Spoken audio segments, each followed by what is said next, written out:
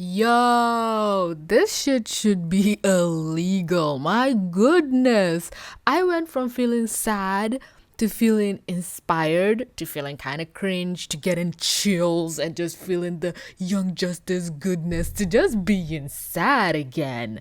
So, we are in episode 4 of season 4 of Young Justice Phantoms. And please, for the love of God Almighty, I saw the length of the last video. I had to cut that shit down from 30 minutes.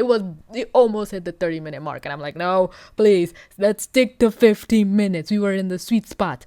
So I'm not going to try and talk about everything, sorry. This episode, we find out the King's killer, and we also get a little bit of payoff from the second episode that had to do with the bomb that Ma'alafa shit, what's his real name? What was his real name? I'm trying to get all the names down because I feel accomplished when I find that out. Macam, yes. Okay. So the bomb that Macam put, because after episode 2, we just didn't see the bomb in the last episode, and I'm like, where is even bomb? And it turns out, well, of course, then I was just gonna forget about the bomb, but I thought we'd get a little bit of hints of it in the third episode, but we were so focused on the wedding, and now the wedding is proceeding even more, and oh my god, it just hit me. The next day was supposed to be their wedding, and then the shit that happened at the end. Okay, I'm getting ahead of myself. So Megan goes and apologizes to her brother for leaving him behind, and Bioship finally says, goodbye, I'm sorry, I'm gonna peace out and go and die in peace. And it's really sad, and I didn't expect to be this sad by Bioship leaving, but at the same time, Baby is like, hey, don't be so sad, I'm here. And it's just it's a bittersweet moment. Even Megan is like, they asked her, are you okay? She said, I'm not okay, but there's nothing I can do. I have to respect her decision. And then Macam plants the bomb, and then this future dude with a black guy with dreads, which we love to see. We love a black villain in this household. And iconic theme that always gives me the chills. Macam plants the bomb, and he uses that thing where nobody can detect him except Megan. So it really doesn't make sense to look down on the Aashen because they still White Martians. I'm still gonna be trying to say what they are, just in case. For those of you who don't know, like me. Oh my god, I'm such a little shit. So it's bad to look down on the Ashen, the White Martians, because they have abilities that even the Green Martians, are not able to detect on. Hell, they were in the Royal Palace. They're in the Bleden's territory, which is the Red Martians, and they didn't detect him. Also, last episode, I couldn't remember the Red Martians. Last review, I couldn't remember the Red Martian's name, and it is Bladen, like Bloodin. Or they didn't say Red Den or something like that. So the prince is sad because it's his birthday, but he's not going to celebrate with dad. And I'm here thinking, are you sure it's not because you're not going to celebrate with your girlfriend? Which, if you think about it, we just assumed, they didn't allow them to get married. But it wasn't that. The prince was just too afraid to stand up to his dad. And again, you can assume, the relationship just fell apart.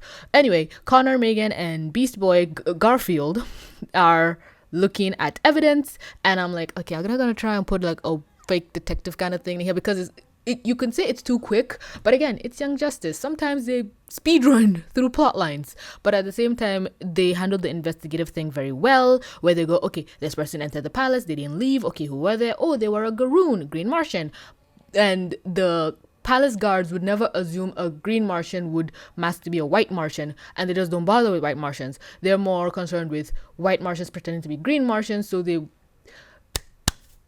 doesn't make sense now that I think about it. If you're prejudiced against the Aashen, which is the White Martians, why wouldn't you keep a closer eye on them? But you keep a closer eye on the Garoon, because there's a higher probability of an Aashen being a Garoon than a Garoon being an Aashen. It doesn't make sense, but it also makes sense because, okay, this is how my videos get long. Okay, so if you are a White Martian, you don't want to be a White Martian, so you pretend to be a Green Martian. So they would more be on the lookout for White Martians pretending to be Green Martians. But Green Martians would never pretend to be White Martians, so they don't bother to check with White Martians. But the White Martians are the most oppressed people, so they have the higher chance of causing problems. So wouldn't you want to keep an eye on those people more, regardless of if they're hiding something? Because we see the people of Mars are always on the lookout for Ashans doing something. I guess it's just that guard just doesn't bother, like, you're an Ashan slave, you're not gonna do anything. But they wouldn't think, oh, a Garoon would willingly pretend to be an Aashan slave. So it's like, nah, whatever. The logic kind of breaks down when you think about it, but at the same time it holds up. Maybe it's just like, okay, humanity, some people are just stupid. So they find out that one of the Aashan slave or palace servants came in with this other Aashan palace servant who is actually a Garoon pretending to be an Aashan. Please keep up. I am barely keeping up with myself. So they go and check, and he's like, oh yeah, I knew this, but I didn't tell the people because they wouldn't believe me, but I'm telling you because you're one of us, because he tells the truth to Megan, which makes me wonder, okay, in the investigation they only asked him one question and he said, nah, I didn't see anything. You'd think for the death of the king they'd like rip information out of people's minds, or is that just something Megan can do, or it's not ethical? And he didn't want to confess because he got an injury whenever he gets to up front, so he uses that injury as a reminder. But the more I think about this, though, they don't. If you're prejudiced against the Aashan, wouldn't they grill them more? Him just giving that one answer response is kind of like the story just moving along. Like, okay, let's have the main team go and ask him a question because we have an Aashan on the main team, and the Aashan will get the information. Again, when you really think about it and dissect it, the threads start coming loose, and I hate that because I don't even like the thought of criticizing this show. Anyway, the prince's birthday goes on and he's very sad because of his dad, but I still think it's because of his girlfriend. The yellow Martians are throwing up stars and whatever and putting up faces. They were putting up faces and I was like, oh, the king, but they put like a face, another face. So I think they were going through the history of all the kings, because I thought they showed the king, the queen, and the prince, but I think they showed the past kings and then a current prince. And then Connor just has, I love how the cursing in this show is basically, hello Megan, just little nuggets from season 1. So Connor realizes, oh, he has his super vision, whatever. So when he was investigating the crime scene, he saw something that looked familiar, but he couldn't recognize it. And I'm like, seriously? But then he said, oh, it's magic. Magic leaves a residue, and magic is like a magical signature. And because this is Martian, it's just in a different language. That's why it's familiar, but I didn't understand it. And I'm like, you gotta love comic books, because you can't just come and say, oh, that was just brought out of left field. It was brought out of left field, but that's how comics are. Things are, the comic book writers just invent things every day to make the things that are happening make sense. And we don't care. We're here for the ride and the story. So yes, magic has signatures, and Martian magic is written in a different language. I love it. Oh my god.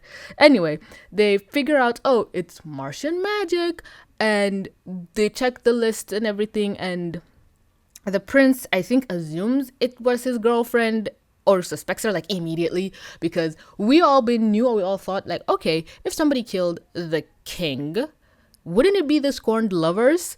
We all thought the prince and the girl tag teamed. Oh, it's prayer time. I gotta hurry up and finish this review.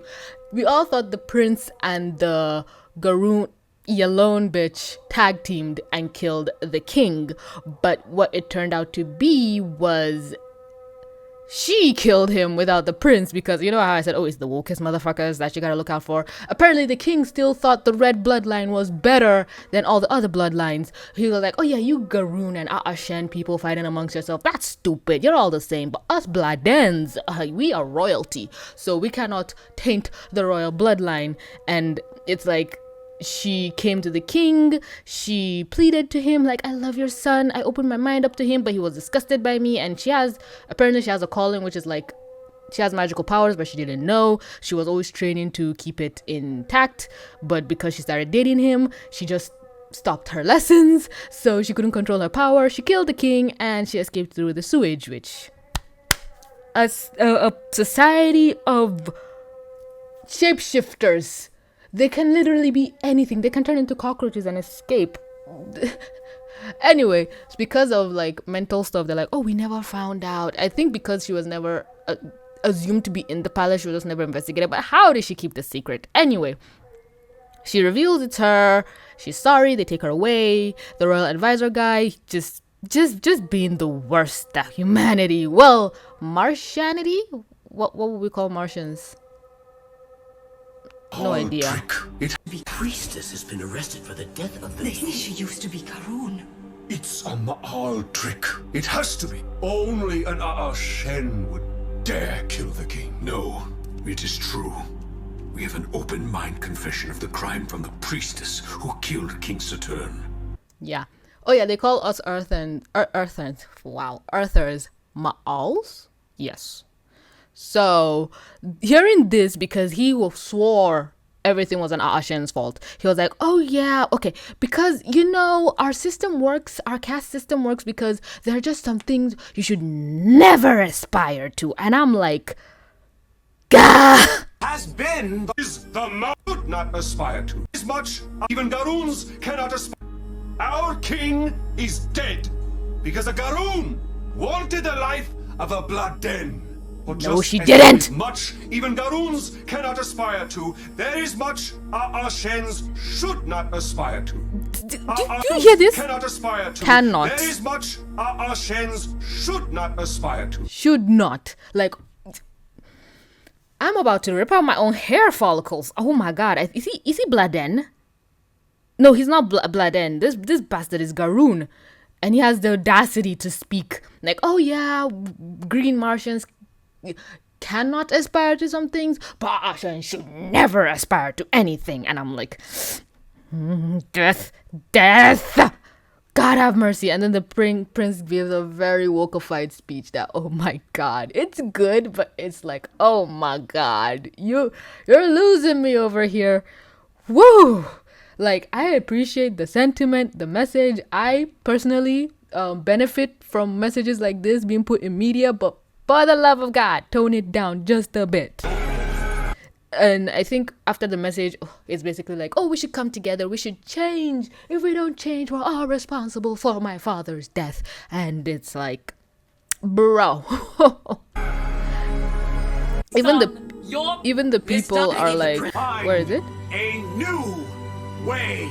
He forgets himself. The prince is right. Dispose of We caste. must embrace this now. I like, you can even see the section in the Bladen are like, he forgets his place. Has he gone mad? And the Garuns are like, yeah, I can get behind this. And the Ashen are like, change now. I love the show. He forgets himself. The prince is right. Dispose of We caste. must embrace this Wait, now. did you say I suppose? Dispose of We caste. must embrace this now. I think one of them said, I suppose if they ask. And then this bastard comes and says this. Give the prince credit. Guy knows how to make a speech. No! Don't pat yourself on the back for your wokeism. God damn it. I love you.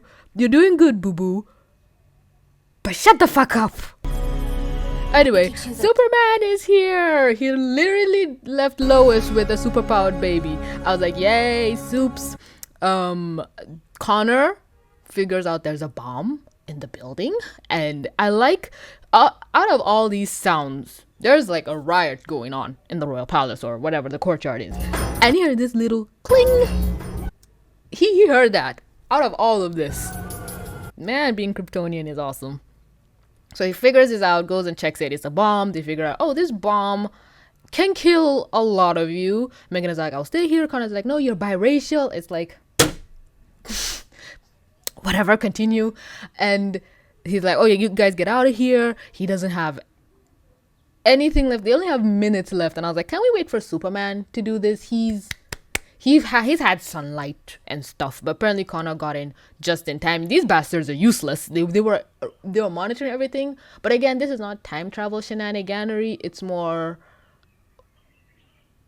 fuck, I forgot her brother's name again. Macom's doing, but I think the future guy kind of sped up the bomb because he put. Oh no, this thing he put inside there. I think that's the kryptonite thing, so he put it to kill Connor. And oh my god, Connor baby, he was already needing oxygen before, and he got a scar just from like a rock falling on him, and he's in lava. So right now his human half is predominant, and we humans do not survive in lava, but I think his Kryptonian half is surviving. So he explodes all the Martian bits, but this, oh no, I think it's the bomb. I have no idea. maybe that's what has kryptonite. Megan can feel his touch and her voice acting. Mind touch? I can't feel his mind touch! Voice acting is top notch also in terms of voice acting. I hope I remember this by the end, but Green Martian? Fuck. What's his name? Martian Manhunter shows up. Superman shows up. I thought this was Connor under the lava, and I was like, oh my god, break through the ice, Megan, get him. But it was like, no, it's a blast. I guess it's like he just got incinerated, basically. And everyone is saying, okay, get out. We need to get out. Superman is like, I feel kryptonite in the air. Is he that heavy, Megan? Like, literally, 3 people are holding this one Kryptonian up. You are useless against a green rock. That's why my version of Kara Zor-El is strong against kryptonite. Not with the fanfic TVC, not now. So, we can't feel Connor. We think Connor is dead. And wow, this cry. They really made this actress cry. Why did they leave her here alone to cry at her altar? Shit, I'm gonna get broken from this. Also, I was told in the last episode that Megan's sister is voiced by Starfire, and the moment I realized that and I listened to this episode, I could not unhear that. So to that person, thank you, I love you, and I hate you. You have ruined this character for me right now. But not really, but it's just sweet to hear Starfire be a bitch. So that's the episode. We find out the King's killer. Connor is kind of dead, but I felt this, but not as much as I felt Wally. Wally's death was kind of like permanent, but in this, it's kind of like, I don't really believe. But then again, we get literal his ash flame residue, his ash marks or whatever. So he could really be dead. But then again, if he's dead, I just put him on the same plane as Wally. Maybe those future guys took him away because their whole purpose of being here is to keep Connor alive. So they could have taken Connor but left the ash marks and put him where Wally is because they need to preserve the timeline. We don't know. We do, but we don't. I think I said this in season 3. Yes. On my Tumblr, I said this in season 3 at the finale. I was like, I was left catatonically devastated at the end of season 2 when Wally died. So at the end of season 3, I was prepared for anything. And then they hit us with, oh, the whole Justice League could be wiped out. And I'm like, oh no. But nobody died. So this season, you come in feeling, okay, plot armor, and this happens. And I think, you know how this season is going to be split into 2. So this is the first half of the season. So this is maybe the mid-season finale of the first half of the season, you know, that mid-season cliffhanger thing, which we're just in episode 4. Calm fucking down. I've been on an emotional roller coaster since episode 2, and now you're trying to tell me Connor is dead the day before his wedding. Go easy on me. Fucking hell. Oh my god, I love this show. But let me know what you think in the comment section down below. I literally just finished watching this and hit record. We're in this. By the grace of God Almighty, I'll be able to review every episode from this season in order, unlike another show that's giving me grief. Hopefully this episode is going to be uploaded today, which is the 30th of October. Tomorrow is my 6-year channel anniversary, and I'll try and be streaming, so stop by if you're around. But yeah, thanks for watching so much for clicking to watch. Don't forget to like, comment, subscribe, do all the things. And with that being said, this is TVC. Signing out.